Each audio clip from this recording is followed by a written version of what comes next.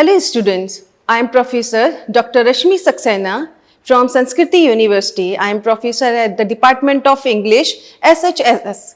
Now, today I am going to deliver a lecture on William Wordsworth as a poet of nature and his poem, The World is Too Much With Us.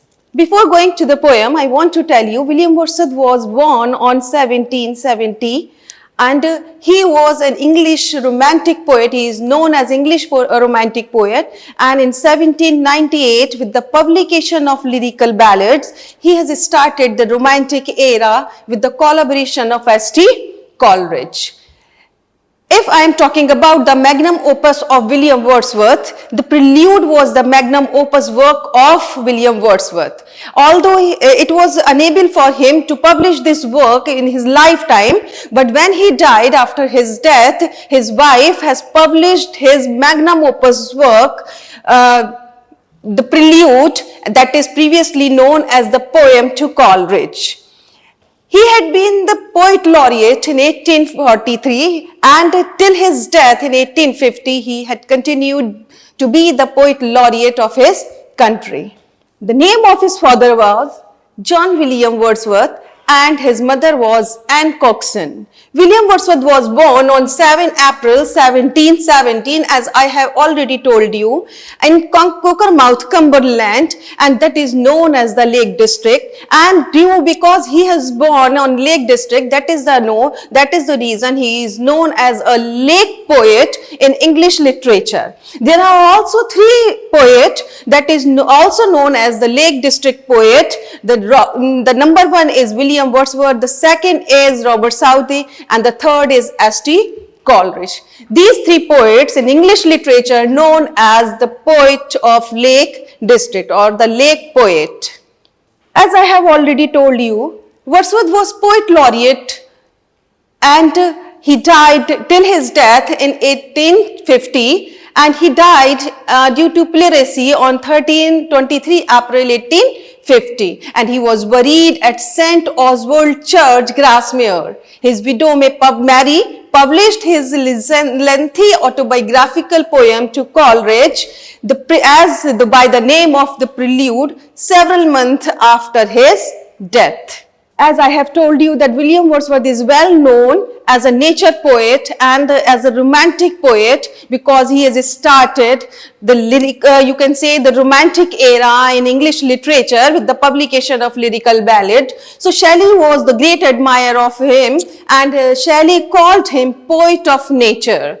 He too called himself the worshipper of nature. He had a firm belief, or you can say the firm faith in nature, and he only wanted one thing in his life, that whether he should be alive, whether he should be died, but he should be in the lap of nature. Because without being in contact with nature, he found that his life is nothing and he cannot survive without being in touch of nature. And that is the reason all the poem contains, you can see they contain the theme of nature and shows that he has a lot of love for nature. Today we are going to study The World is Too Much With Us. And I want to tell you that is a sonnet, and I think that you all know that what is sonnet. Sonnet is known in English literature as the poem of 14 lines. So here he had followed the pattern of Petrarchan in his sonnet, and his sonnet is divided into 2 parts. One is octave and the second is sestet. So octave, if we talk about the octave is the first 8 lines of the sonnet, and sestet is the last 6 lines of the sonnet. William composed this poem in 1802, and the poem was first published in the poems in 2 volumes, that is the collection of his poem in 1807. So he has published this poem in 1802, and he has written this poem in 1802, and he has published this poem in 1807. Like most Italian sonnet, its 14 lines are written in iambic pentameter. Coming to this poem, first I want to tell you the title of it, The World is Too Much With Us. So what he wants to tell us with the title? It means that the world here signifies the whole affairs of ours, that we all are entangled into the world so much that if we want, we cannot come out of it. So he tells us, he wants to make an awareness among us that we all the people have entangled ourselves into the wave of this world. And being in touch with the world, we have lost all our connection towards nature. This is the theme of this poem that he wants to convey, and through this poem he wants to give us a message that we should not be in touch with the world, but we should be in touch with nature. That is our real mother, that is our real origin.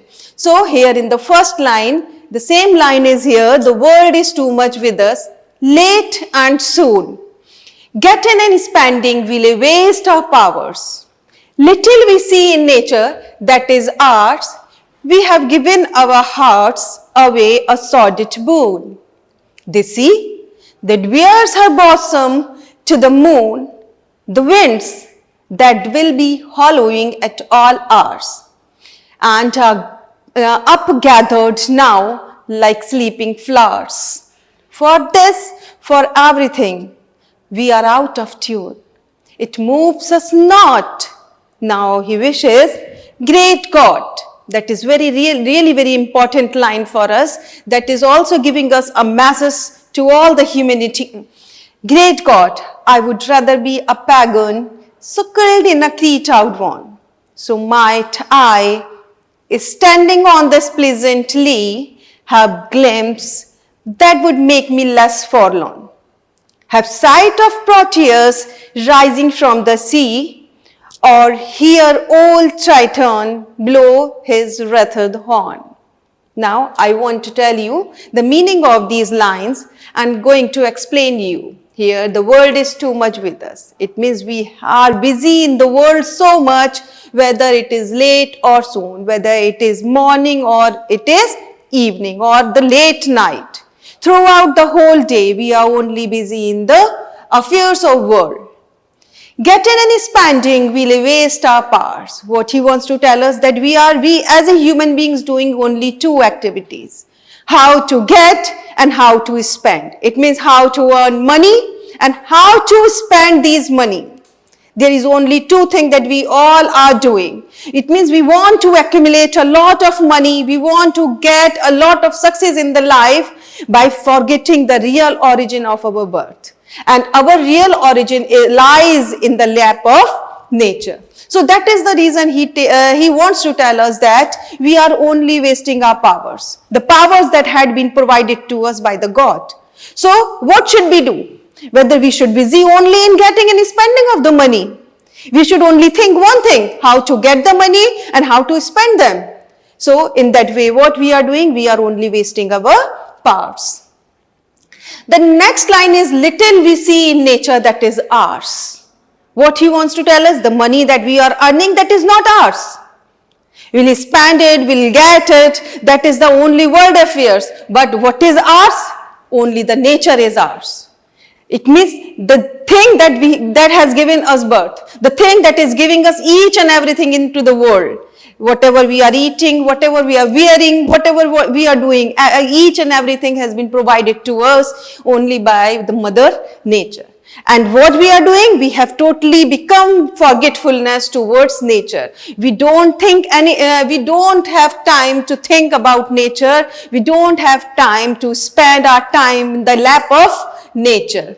So he is presenting a true picture of today's era and as well as the era of his time, because at that time the French Revolution was going on, and you can say the industrial revolution has been started. That was the first industrial revolution that had been started in his era, and he has seen that the people are only busy in earning and spending. They are not going to pay attention to any other thing and the reality of their life. So that is the reason he had got tired of this type of living of the people, and he wants to bring the people back to the nature. This aspects show that he is not only the worshipper of nature, but also the worshipper, you can say the lover of humankind, that he wants the welfare of the people. The next line is, we have given our hearts away a sordid boon.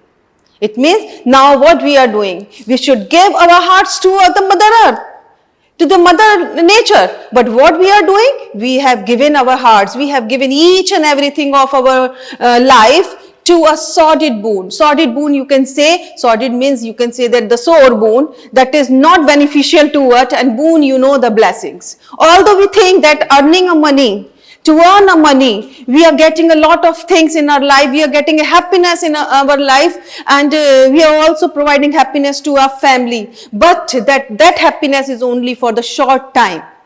That cannot be, you can say, be with you for a long time. And he had used the word sordid boon in that manner. Now, the sea that wears her bosom to the moon, the winds that will be hollowing at all arts. What he wants to tell us in this line? He wants to show the people that besides earning and spending, there are a lot of things that can be done.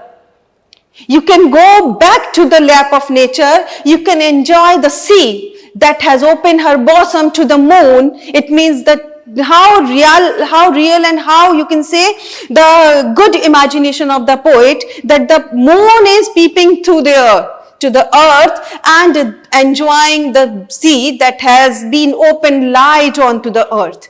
And the same thing the poet wants us, as the moon is enjoying, as the nature is very beautiful, we should come in contact with nature, and we should also enjoy the beauty of nature, as he has given the example of the sea.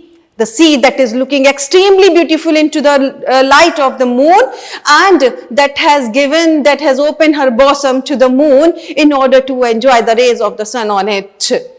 Now, the next line is the winds that will be hollowing at all hours. What he wants to tell us? He wants to tell us that the winds that are blowing throughout the day from morning till evening only to give benefit to the people. So he tells us, he wants us that we should enjoy this wind. That will be hollowing, that will be blowing from each and every hours. So again, he wants to bring the people by saying this line to come in contact with nature. And what we all are doing, we are only ignoring the sweet lines of William Wordsworth. And are gathered now like a sleeping flowers. Now he's again talking about the wind, that the wind has also gathered on a one place and looking just like as if that he wants to tell us that just as a flower is not blooming, just as a flower is not moving here and there, because the wind has gathered on it to make the flowers sleep, and itself, the wind is itself sleeping there. For this, for everything, we are out of tune. Very important line it is, because in this line, he wants to tell us, he is also again giving a message that for each and every object of nature, for each and everything of nature, we have closed our eyes. We have shut our eyes. We are not paying attention to the winds. We are not paying attention to the sea. We are not paying attention to any other thing of the nature. So what the message that he is telling us, that we have made ourselves out of tune from all the things of the nature. Again, it moves us not. What he wants to tell us, that all the beauty of nature does not give any impact on us. Because why? Because we all are busy only in earning and spending. We are not paying attention to the object of nature. Although we shouldn't do this, and that is the reason being very much depressed and full of disappointment, he wants to tell us, he calls God by saying that I would rather be a pagan suckled in a creed outworn, so might I, standing on this pleasantly, have glimpses that would make me less forlorn. So that is the reason he calls the God. He wants to take the help of God and calls him by saying, "Oh great God, come on the earth."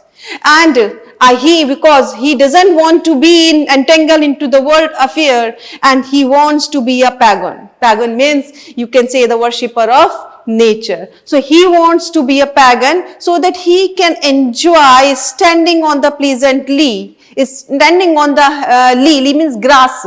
Is standing on the grass, he can enjoy the glimpses of those gods that are rising from the ocean. He wants to have the glimpse of Proteus. He wants to have the glimpse of Triton, that both are the god of sea, and that he want to enjoy the you can say the beauty of that time when these gods arise from the sea in order to give blessings to the earth and the people who are living at earth. And that is the reason he tells us that he didn't want to entangle themselves or the people, and he didn't want to entangle actually himself into the worldly affairs, and wants to become a worshipper of nature and wants to enjoy being in touch with nature so that he can make his life a grand success. And finally what he did, we all are remembering him as a poet of nature, and whatever he wanted at the time of his life, I think that he had got success doing this, because in that manner, as we are remembering him as a poet of nature, actually what he wanted, he has done. He has done this with the help of his great poem that he has written, he has composed for enjoying, or for you can say for appreciating the beauty of nature. But I think that still, although we are studying a lot of poem of nature of William Wordsworth, but we are still entangled ourselves, we are still doing the two things, getting and spending. So when we find that we have started thinking about nature, and although it is very necessary to earn and to spend, but if we are coming in contact with nature by doing these activities, we can say that a little bit we have made our life success, and we have also fulfilled the dream of William Wordsworth, that he wanted to bring the people in contact with nature. So now, I also want to tell you something about William Wordsworth again, to make it a revision. The World is Too Much With Us is a sonnet by William Wordsworth, published in 1807, as I have already told you, is one of the central figure of the English Romantic movement. The poem laments the withering connection between humankind and nature, blaming industrial society for replacing that connection with material pursuits. Wordsworth wrote the poem during the first industrial revolution period. As I have told you that the industrial revolution had been started at that time, and the people are also coming into that in place of enjoying the beauty of nature. And again, the mechanical innovation is spanning the mid-18th to the early 19th century that thoroughly transformed British life. Now, The World is Too Much With Us is one of those works. It reflects his views that humanity must get in touch with people to progress spiritually. The poet complains that the people are too much attached to the trivial things of the world and not sufficiently aware of nature as a whole. Now, coming to the summary of it. The poet is really very angry at the time when he was describing this poem, because he doesn't want at the time that the people should be in contact with money, earning and spending and everything. So from morning till evening, the people should spend their time only these activities. That is the reason angrily the speaker accuses the modern age of having lost its connection to nature and to everything meaningful. Getting and spending will waste our powers. Little we see in nature that is ours. We have given our hearts away a sordid boon. He says that even when the sea wears her bosom to the moon and the winds howl, humanity is still out of tune and looks uncaringly at the spectacle of his storm.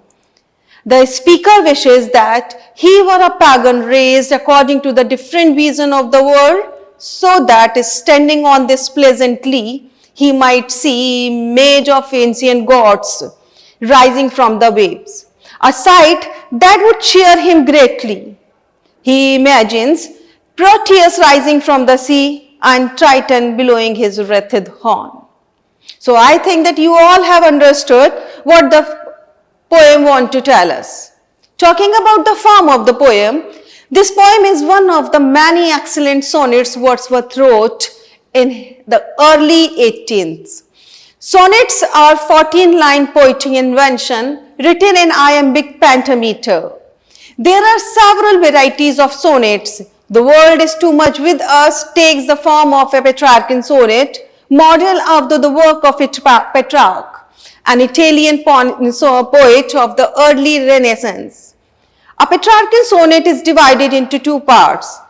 One is octave and the second is sestet. Octave, as I have already told you, that it consists 8 lines of the poem, and the sestet contains final 6 lines. The rhyme scheme of a Petrarchan sonnet is somewhat variable. In this case, the octave follows the rhyme scheme of A, B, B, A, B, B, A, first 8 lines, and the sestet follows the rhyme scheme of C, D, C and D, C, D. In most Petrarchan sonnets, the octave proposes a question or an idea that sestet answer comments upon or criticize.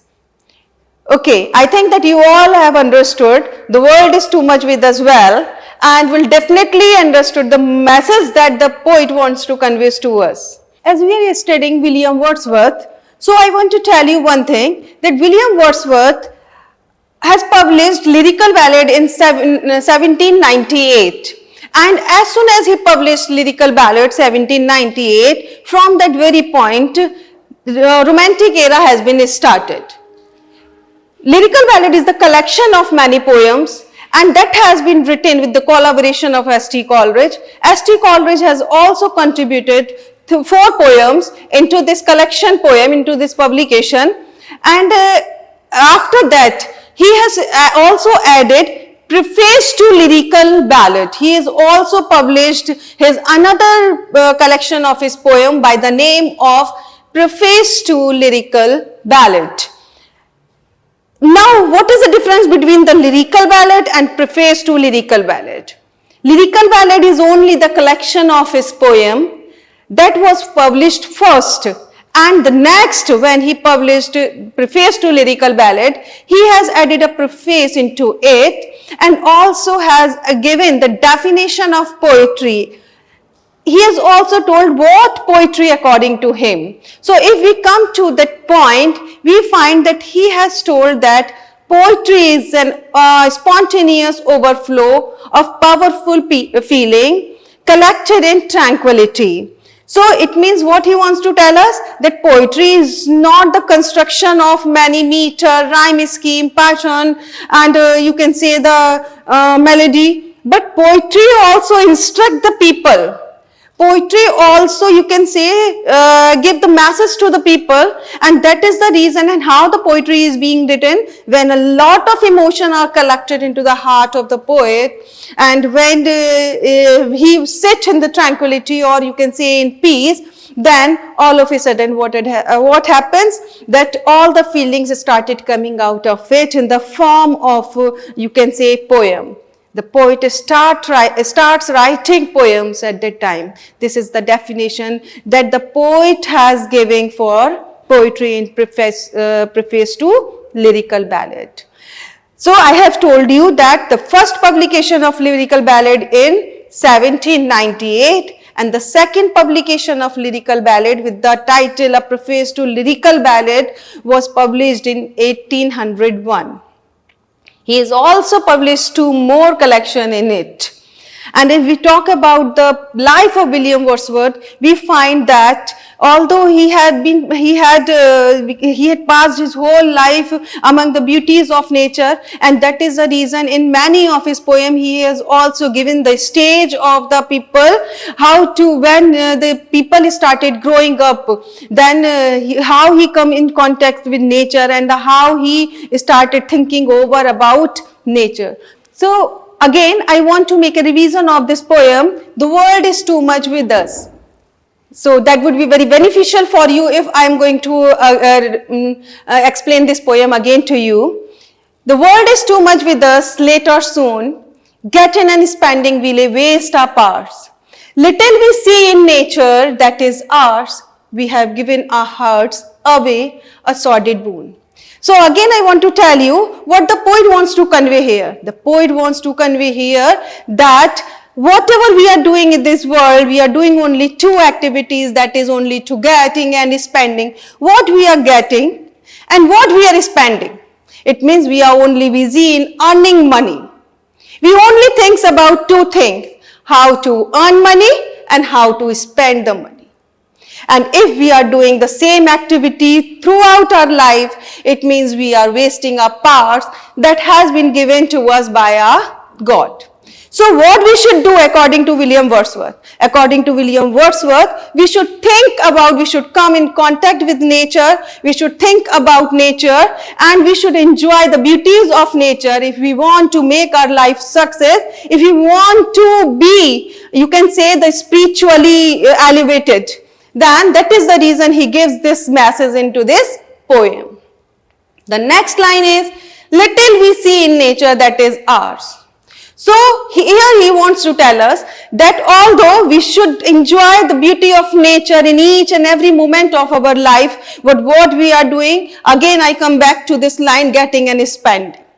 We are only earning money, we are only spending it. We are not paying any attention to the nature that is ours means that is our origin, that we should come in contact with nature. Again, I want to tell you, we have given our heart a sordid boon. What is the meaning of this sordid boon?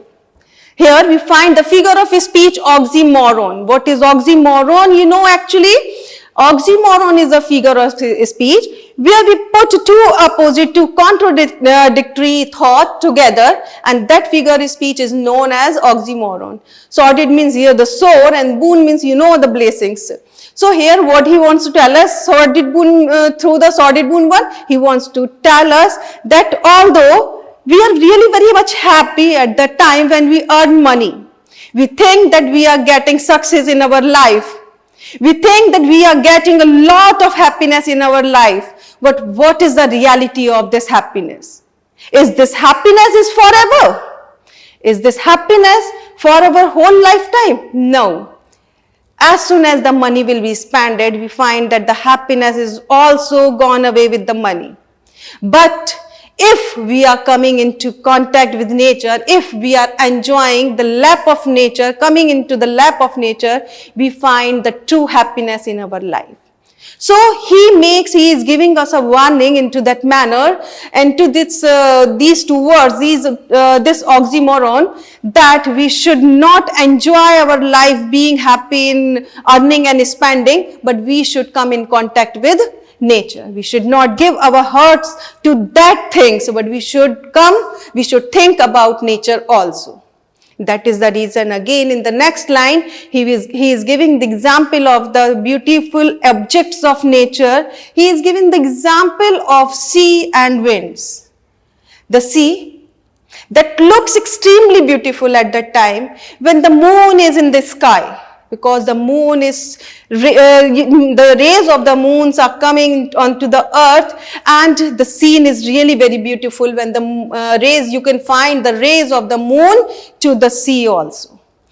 And this, through this line, this sea that bears her bosom. Here we find that the sea is lying stretched far and wide on the earth, and the moon is throwing its rays onto the sea. The winds that will be hollowing at our hours, that is also the object of nature. Wind, sea, and what he wants to tell us that we are also breathing air. But we don't know actually the existence of the wind that is hollowing at all hours around us. So what should we do? We should enjoy the howling of the winds that is around us. We should come in contact with nature from each and every line. Wordsworth is giving us a message that we should not entangle ourselves only in spending and earning, and we should also think about those things for which we are sent on this earth. For this, for everything, we are out of tune. What he wants to tell us, he wants to give us a message again that for all the objects of nature, for all the beauties of nature, we have closed our eyes. Although what we should do, we should open our eyes towards nature also. As that is these aspects of nature, these aspects of William Wordsworth shows that he is a romantic poet and he is a poet of nature. And that is the reason, as I have already told you in this slide, that Shelley, being the admirer of him, has called him the poet of nature. And he himself called the worshipper of nature. Here again he tells us that it moves us not, us here the whole humankind. Through this line, we get another aspect of William Wordsworth's life as well as the characteristics of William Wordsworth, that he was not only the lover of nature, he was the lover of humankind. He wants the welfare of the human beings. He wants that the human beings should elevate their life onto the level in which they are living. So what he wants to tell us that these beautiful objects of nature, whether it is the sea, whether it is the wind, that are not giving any kind of impact on us. We are not affected by these beautiful objects of nature in any way. So, another line from here, he is addressing the God by calling him great God and wishes him that he wants that God help him to make him a pagan. What is the meaning of pagan? Pagan means a worshipper of nature. So he wants that he should be a pagan so that he can enjoy the beauty of nature, and he wants to stand on the pleasantly at the bank of sea so that he can get the glimpses of those gods who come out of the ocean to give the message to the humankind. He wants to have the sight of Proteus. He wants to have the sight of traitor. So here, if you have received the message of William Wordsworth, I think that definitely you will be in contact of nature and you will definitely make your life success. Thank you very much.